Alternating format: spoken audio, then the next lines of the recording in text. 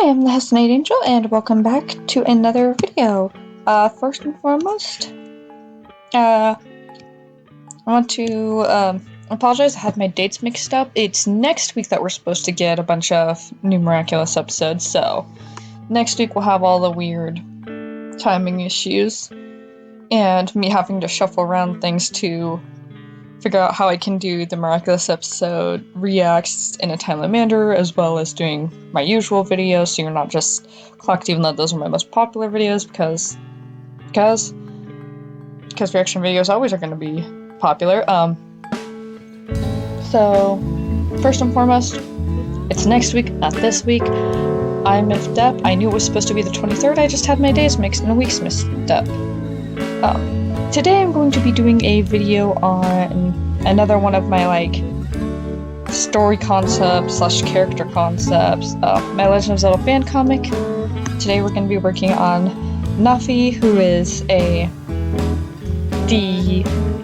she and Link are the main characters. Zelda's I group her in there with them too, but the primary focus is the relationship between Navfi and Link. I made her, she's this toddler budding school age, so she's very impressionable. I want to make her about 3-ish, because some of the stuff I have planned for this poor child is, it even makes me queasy to do it to a 2-year-old. So 3-ish. I still feel shitty about what I'm gonna do, without giving too many spoilers away. You know how if we don't see Fi have arms? Prosthetics might be in this child's future. She is part Fae, part Sheikah. So she does have wings, she just mostly keeps them under. The outfit she is wearing is, it's based off of a Hyrule Warrior scarf and the Breath of the Wild tunic, but they are items that were passed down in Link and Zelda's family. Zelda was adopted by people in Link's village, and she was told they were handed down through her family. So one of the items was handed down through her family. So you got one thing handed down through Link's family, probably a scarf, one thing handed down through Zelda's birth family, probably the tunic. And they decided after Link and Zelda find Navfi, because she's basically dressed in rags, they give her these items so she can be properly clothed. Basically, she was born for the, as Shidia says, she was born for the purpose of dying. Navfi. And that is because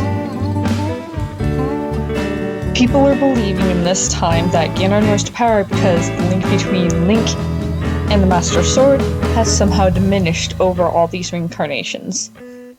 So they prayed to the gods for there to be a new version for Link to bond with, and the prophecy is that to defeat Ganon, they will have to do a more intense version of what they did in Skyward Sword, where they had to say goodbye. It would deal with Link physically stabbing a child. This story's gonna go to some darker ends, especially on Navfi's end. This is partly because I have some self-destructive issues that I take out on characters, but it's better than taking it out on myself. Do I feel bad? Yes, because I consider this my child. I never do this to an actual child, but fair warning for anybody who reads a story, this is very much a thing. If you don't want to see a child getting hurt, but just read one of my other stories they eventually will post.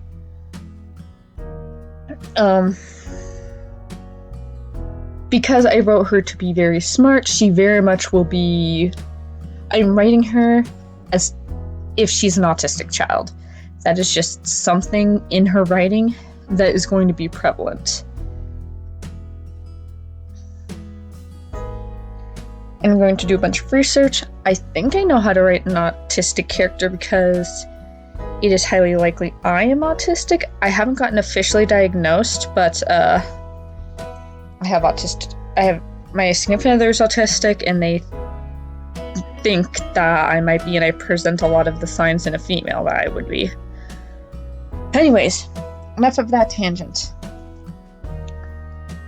She likes reading, she likes dancing, she likes weapons, she likes animals. She really likes animals.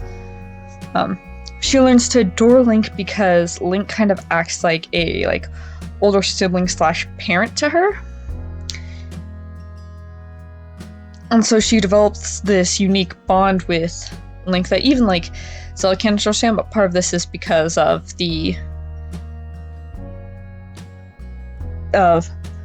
Fi's original connection with the Link of her time.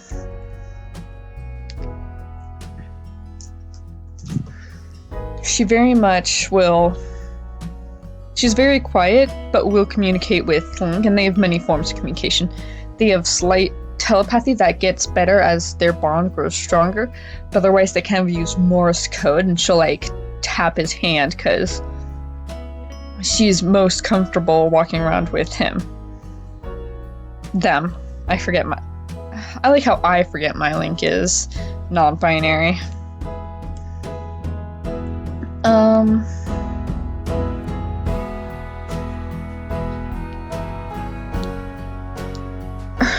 Her parents are largely unknown. All people know outside of the temple where she was born is her father was a Sheikah and her mother was a fairy. And the people who ran the temple, who obviously worshipped Hylia and the three goddesses, they did their best to raise a girl as an orphan, but they didn't exactly treat her right because they kind of, in their prophecy, she's born to die. And they don't know how weird Link, their legendary hero, is, but they know that largely it could happen at any time. This causes Navfi to run away, in which she ends up, after hitchhiking on tons of things, in Link and Zelda's village, where they start growing attached to her, and then, for the safety of their village, they take her and leave in hopes of A, defeating Ganon, and B, finding her a family. Eventually, this plan changes because Link realizes we don't need to find her a family, we can be her family. And it's very much, again, the story is very much based in the found family trope and how somebody can be changed by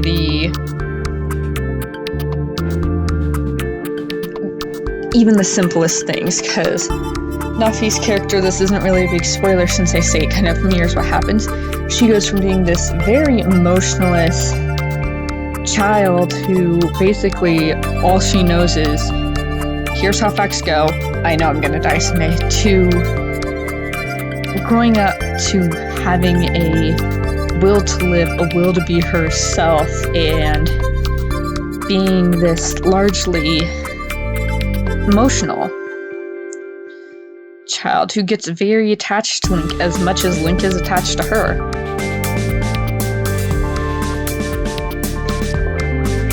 And then part of their thing becomes trying to figure out how to defeat Ganon, steal him away, without hurting her. That becomes Link's goal after a while, because they love this little half-fae they found so much. She is like their daughter, and they wouldn't change it any other way. Navfi's relationship with the Zelda in this one, they're close to her, but not as close as with Link, and that's just because part of her knows to serve Zelda, and she admires Zelda as a female, but part of her, as soon as she learns that Zelda is the princess, kind of resents the fact that these two people she cares so much about are destined by the prophecy to ender her waifu. And to her, it doesn't really feel like Zelda's doing as much to try and fix this whole prophecy thing. Zelda is, she just knows that it's going to be, she's focused more on how to convey to the people her and Link's plan. But because Navfi is a child and she doesn't quite understand, she may be smart, but she's still a child throughout the majority of the story, doesn't quite understand and is more, they don't tell her the whole truth. They very seldom lie to her, but they don't tell her the full truth of this is how we're going to save you, even if it costs them their own lives, because Navfi has very much become their daughter, or like a little sister figure. They're very much someone they've learned, the three of them are very much people, they've learned to love each other, and if something were to happen to one of them, the other two don't know how they would manage. Like, obviously they'd be there for one another, but it would feel like a part of them was missing. Yeah. I don't really, again, I don't want to give, like, huge, like, story spoilers. Oh, here's something I can talk about. Because I am a fan of, Navfi, and Z-rated art was the main culprit in making me fall in love with it. There is a Girahim counterpart to Navfi that she ends up meeting, who is part Gerudo, part Yuga clan. That they kind of do fall in love again. But I'll save more character stuff about them for another thing. But they end up, they're the closest thing Navfi will have to, I almost called her Modfi, because that's what I called her in my sketchbook tour, because it was based off of her more concept art. I don't have an official name for the Girahim character yet, so I'll just call him Gira. Yeah, Gira's going to be the closest thing to Navfi's rival as you're going to get in this story, being a sword sprite. But they're more like a foil to Navfi. And again, I kind of like how I didn't want to really get into Navfi and Zelda when talking about Link. I don't really want to get into them because there's so much like story stuff unique to them that I have to explain their relations with other characters. That would be better for just them video. I haven't really gone into Zelda / Tetra stuff because I feel as though I can better explain it in their videos, and like as I'm talking more about these characters, there's more I can reveal about each character. You'll see Navfi start to believe in different, just because I've connected more to the side characters, because Zelda's how I used to bond with my brother, so I really connected to the more guide characters that kind of made the tutorials and stuff.